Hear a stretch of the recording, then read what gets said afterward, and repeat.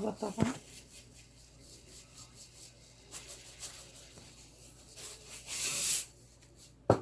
ريد بابريكا معلقة، محر، بلاك بيبر،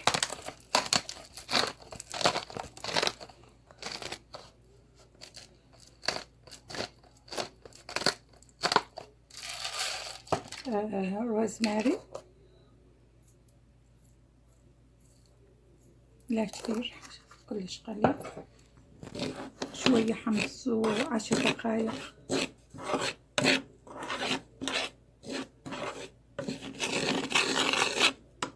ينطينا طعم تندوري.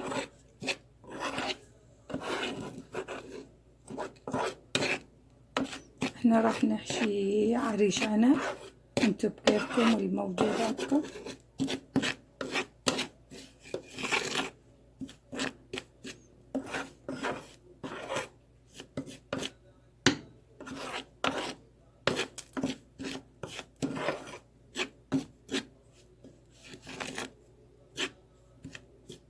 هذا كفاية، راح اخليه يبرد زين وبعدين نستعمله.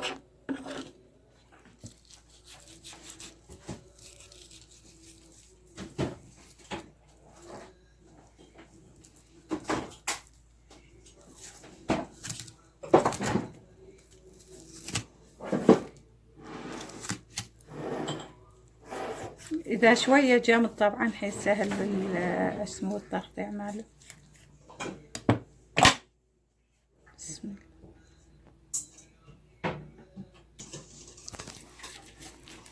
بسم الله.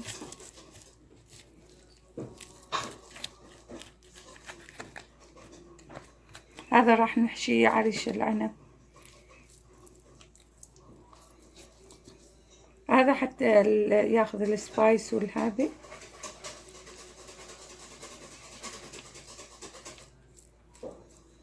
وما يروح له بالزيت، الزيتون ما يروح له كاري كركم نهائيا.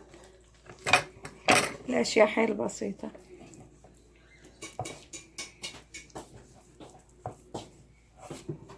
راح نسوي جهتين نفس الطريقة.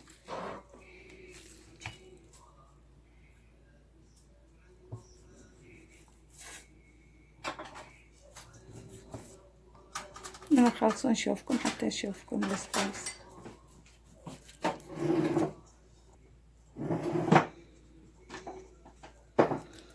أخليه يظل مع السبايس ساعة ساعتين ما مشكلة، لأن الجو بارد هم.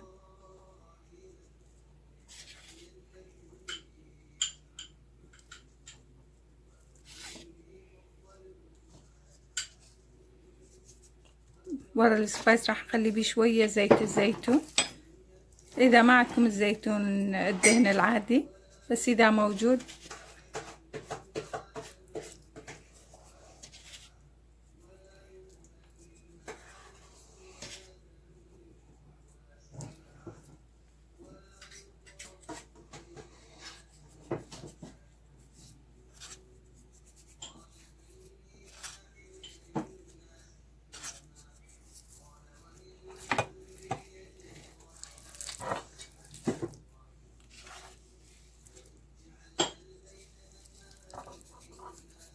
راح اخلي بيه زيت الزيتون وخليه ينتظر.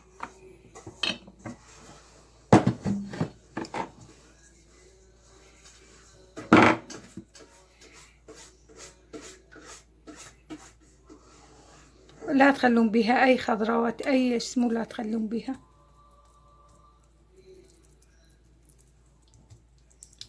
راح اخليه ظل ساعة ان شاء الله اشوفكم هو. بسم الله. طبعا اذا زبدة عندكم يطلع بيها غير شكل الطعم، واي فروت عندكم، تفاح اخضر، تفاح احمر، اي نوع من التفاح الموجود.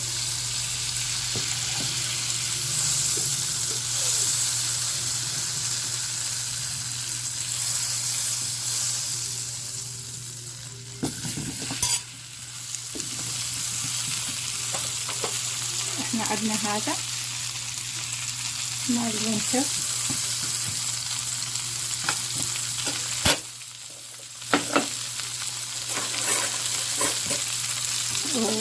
براون شوجر.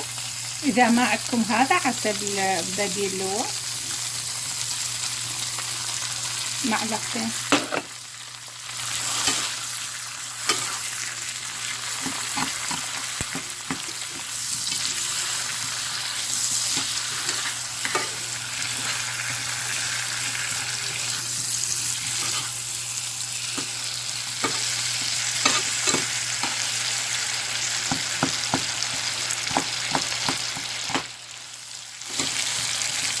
هذا يتكلم بالسوندات بالتركيات أشياء بالشفا.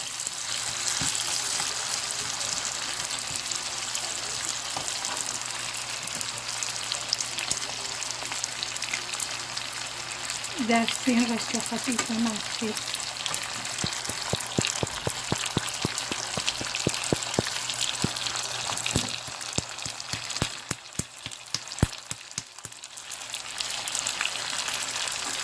لا تخلوه تسوي شي حتى تسوي مع اللحم.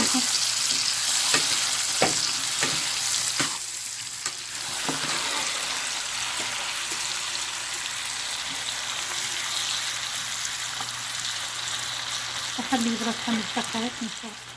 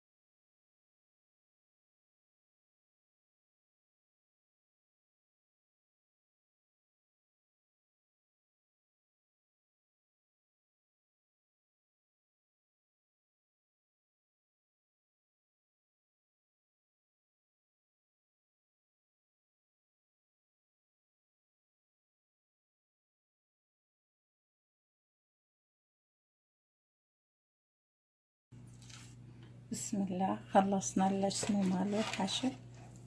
تاكلون بيها خضروات حتى لا تصير مش حتى تضل بيها الطعم مالتها.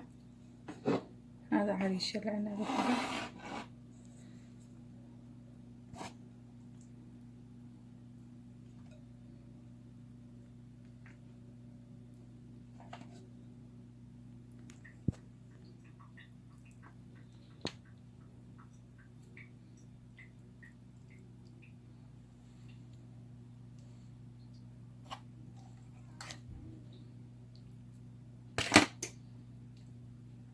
لأن البهارات شوية حار وهذا شوية على حلو يطلع خرافي.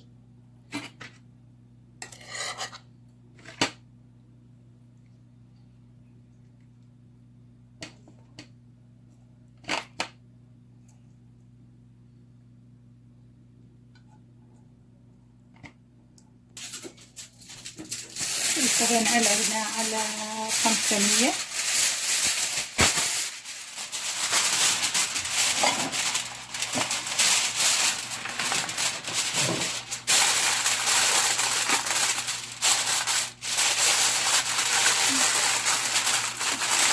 طبعا هاي الأكلة للعزايم للمناسبات.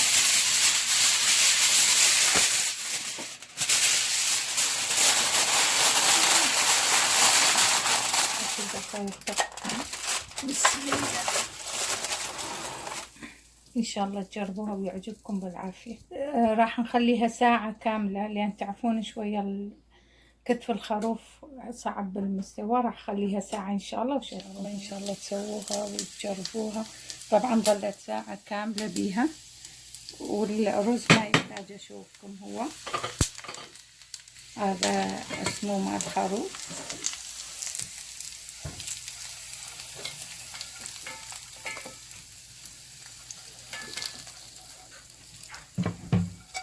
طبعا هذا حيل زين للعزايم.